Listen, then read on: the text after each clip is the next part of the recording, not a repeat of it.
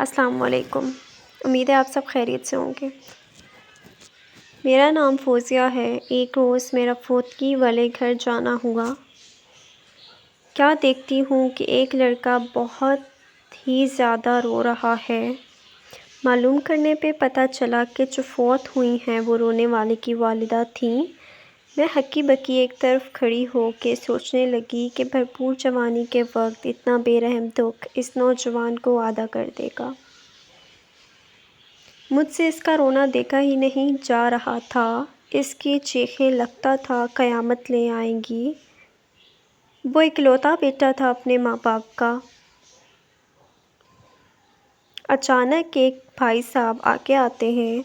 وہ اس سے کھانے کا مینیو پوچھتے ہیں۔ میں حیران ہو جاتی ہوں کہ اس حالت میں وہ کھانا کیسے کھا سکتا ہے۔ اس سے تو صحیح سے بولا بھی نہیں جا رہا۔ بعد میں پتہ چلا کہ وہ ان لوگوں کے کھانے کی بات کر رہے تھے جنہوں نے گھر افسوس کرنے آنا ہے۔ یہ ہو کیا رہا ہے، یہ چل کیا رہا ہے؟ ان کے گھر کوئی شادی یا سالگرہ کا فنکشن نہیں ہے، بلکہ ایک لڑکی کی جنت اسے چھوڑ کے چلی گئی ہے۔ بجائے اس چیز کے کہ ہم اس گھر کا حوصلہ بنیں، اس گھر کے دکھ میں شریک ہو جائیں، الٹا وہ لوگ ہماری گندی اور کبھی نہ مٹنے والی بھوک کا بندوبست کرنے میں لگ گئے ہیں۔ کیا ہم اس قدر بے حس اور گھٹیا قوم ہیں کہ میت والے گھر بھی کھانا پینا نہیں چھوڑتے؟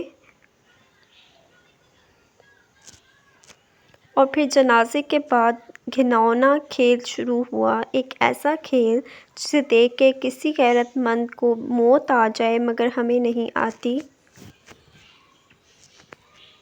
وہی لڑکا جس کی دنیا لٹ گئی، برباد ہو گئی، ہاں ہاں وہی لڑکا، روتی آنکھوں کے ساتھ ان بھوکی ننگی زندہ لاشوں جن کی عقلوں پہ ماتم کرنا چاہیے ان کو کھانا دے رہا ہے۔